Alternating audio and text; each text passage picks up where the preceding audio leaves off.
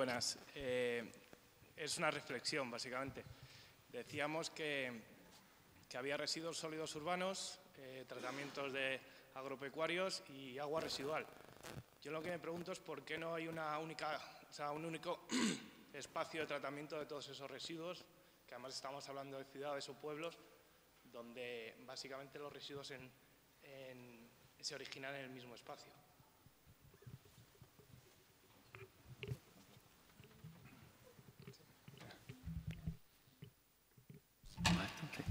La cuestión es un poco lo que comentaba del problema legislativo de al mezclar residuos.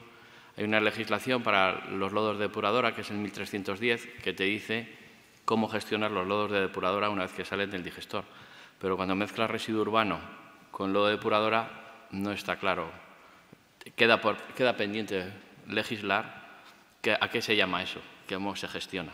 Es un problema todavía que las empresas y algunas administraciones vamos por delante a lo que hay legislado. Necesitamos legislación todavía para facilitar. O sea, está muy bien hablar de la economía circular, pero si no nos la creemos, nunca vamos a conseguirla. Isabel, yo creo que querías comentar algo, ¿no? También añadir, en cuanto a los residuos municipales y los residuos agroindustriales, sí que es cierto, al final los generan todos los mismos ciudadanos, ¿no? Bueno, en ese caso industrias, pero bueno, que geográficamente están ubicados en el mismo sitio. Los residuos municipales, como he dicho antes, la competencia de su gestión son las entidades locales. Están sujetos en gran medida están gestionados por empresas contratadas para ese fin, son contratos públicos y sí que a lo mejor habría que analizar cómo se pueden crear sinergias, ¿no? entre las gestiones de los distintos flujos de residuos. Pero como los orígenes son diferentes, el residuo, la bolsa de basura que yo pongo en mi casa es del ayuntamiento. El residuo industrial es de la industria y que tiene que saber cómo debe gestionar ese residuo, ¿no? Entonces, bueno, eso son diferentes connotaciones y aparte de que las calidades también son diferentes, ¿no? Pero bueno, en un mundo en el que todo confluyera, el residuo orgánico, domésticos, fuera también mejor y tal, pues todo podría encajar mejor, ¿no? Pero efectivamente hay que tender hacia ello. El paraguas normativo hace falta, sin paraguas normativo.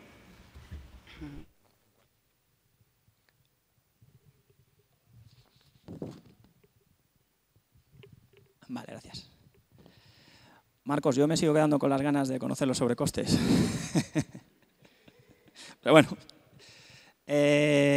importante yo creo que para el señor Juan Puertas, comentaba que es imprescindible el apoyo de las administraciones para que esto avance. Estoy totalmente de acuerdo, pero no nos podemos quedar parados esperando el apoyo de las administraciones. Las administraciones suelen regular, desafortunadamente, en el pasado siempre. Con lo cual, creo que es imprescindible, insisto, lo he dicho antes, el que todos los que estamos aquí y estamos involucrados en este tema, tomemos la iniciativa de casos de éxito. A la administración la vamos a mover con casos de éxito, no hay otra manera. Y es lógico, la administración gestiona el dinero de muchos españoles y cuando toma una decisión hacia algo tiene que ser a un caballo ganador. Y para demostrarle eso tenemos que enseñarle caballos ganadores. Y yo invito a todos los que estamos aquí, pues por iniciativas propias, a poner en marcha casos de éxito. Hay una frase que me gusta decir mucho, y me la habréis oído algunos en algunas conferencias, en algunos debates, y es de Jorge Luis Borges, que decía que el futuro no es lo que va a pasar, es lo que vamos a hacer.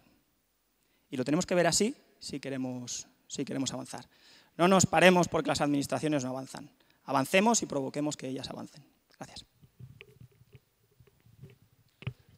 ¿Alguna cuestión más? Yo creo que ha quedado una frase muy bien para terminar el... sí, mira. Ahí en la esquina tienes una última cuestión y ya pasamos al cóctel. Óscar Bartomeu de Biobec. Somos una pequeña ingeniería de biogás y, sinceramente, un poco, como decía Luis Puchadas, ¿no? El sector un poco del biogás agroganadero o el biogás que se desarrolló hace unos años, estamos muy preocupados porque vemos un poco, bueno, preocupados, porque vemos una deriva muy interesante que es la del biometano y grandes plantas y grandes empresas metiéndose en el biometano, pero toda la legislación europea de otros países, de Francia, Alemania, Italia, cuando vas a ver lo que están haciendo, también están incluyendo al pequeño. Es un ejemplo muy sencillo. Nosotros, por ejemplo, hemos hecho una planta en una pequeña explotación ganadera, bueno, una explotación ganadera grande de maternidad. La reducción de emisiones a precio de emisión es superior al coste de inversión. O sea, España podía haber regalado esa planta de biogás a ese ganadero y hubiéramos ganado, dejando de pagar emisiones. Entonces, que no nos olvidemos, y sobre todo pensando en la administración, que no sé si está o no está, pero que no nos olvidemos de contarlo todo bien y de que hay un espacio para el grande, hay un espacio para el pequeño y hay un espacio para el mediano. Y todo ello se ha de potenciar a la vez. No pensar solo que la administración debe legislar para que los grandes hagan grandes negocios. Que muchas veces esos grandes negocios acaban mal, por desgracia. Los pagamos los contribuyentes. Pues si no hay ninguna cuestión más, si os parece, pasamos al cóctel. Será en el mismo edificio donde hemos hecho el coffee. Perdón. Tenemos... Sí que, no, me gustaría hacer un comentario respecto a lo que ha dicho el compañero de Seigas en cuanto al principio este del que contamina paga, ¿no? Es cierto que hay que gestionar esos residuos y que no se puede pretender que el sector energético pague la gestión de unos residuos. Eso es cierto. Pero también una cosa que yo he querido dejar clara en la presentación es que hay una gestión obligada de los residuos, obligada por regulación medioambiental, pero hay diferentes alternativas, igualmente legales y medioambientalmente viables. Y estas alternativas no pasan necesariamente por la generación de biogás. Entonces, lo que hay que hacer es dar valor precisamente a ese valor añadido que es producir biogás. No se puede pensar que la generación de biogás, que el biogás generado en una instalación de gestión de residuos sigue siendo un residuo por el que hay que pagar o que hay que, en cierto modo, regalar y que el coste del biometano es la depuración de ese biogás para introducirlo en el sistema. No, generar biogás cuesta dinero. Gestionar el residuo cuesta dinero, pero hay un punto en el que hay una elección de alternativa de gestión.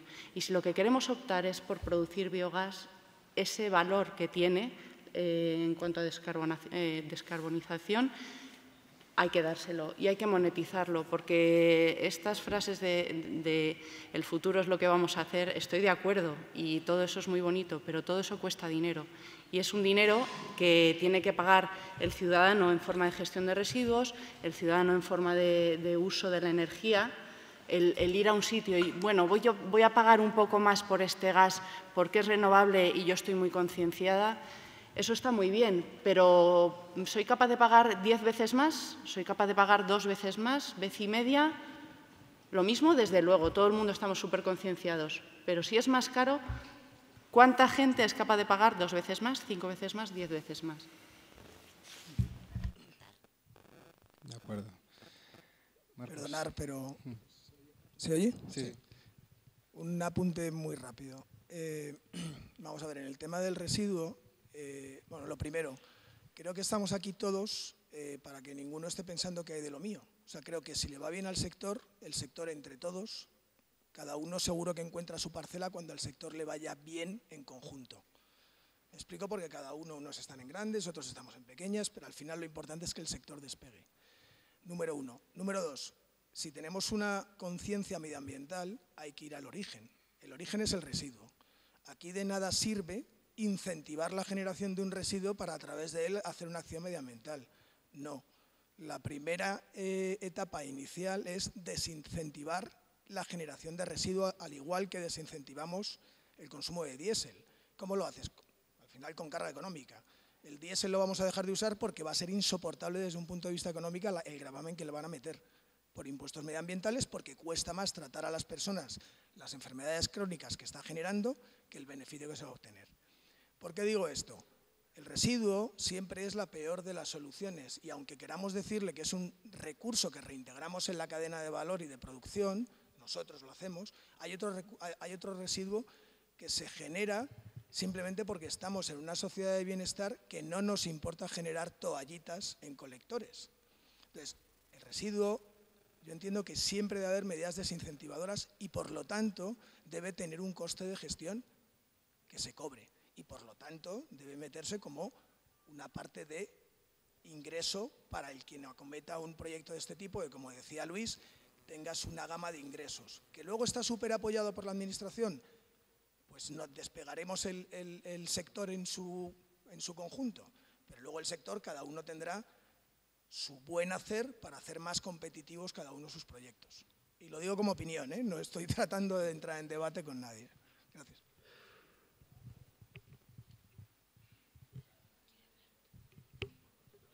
Buenos días. Completamente de acuerdo.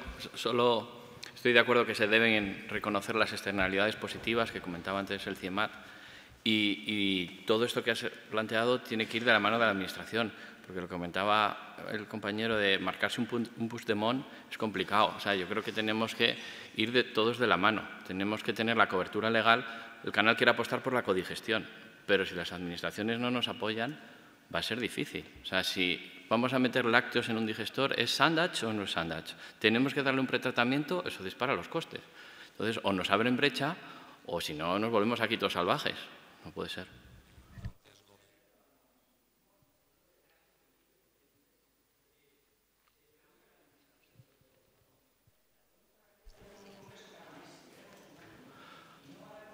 Vale, tendremos que convencerles, pero no podemos ir por libre.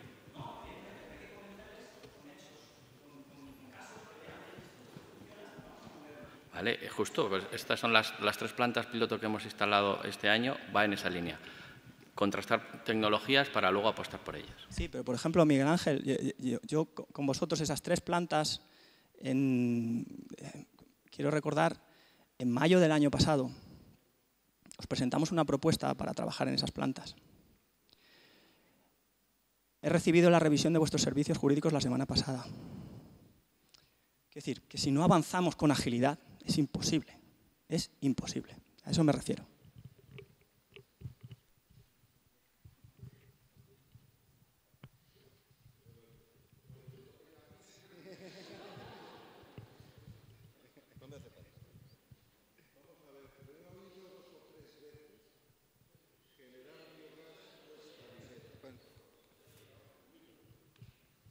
He oído 2 o 3 veces que generar biogás cuesta dinero y me gustaría, si es posible, hacer una reflexión al respecto.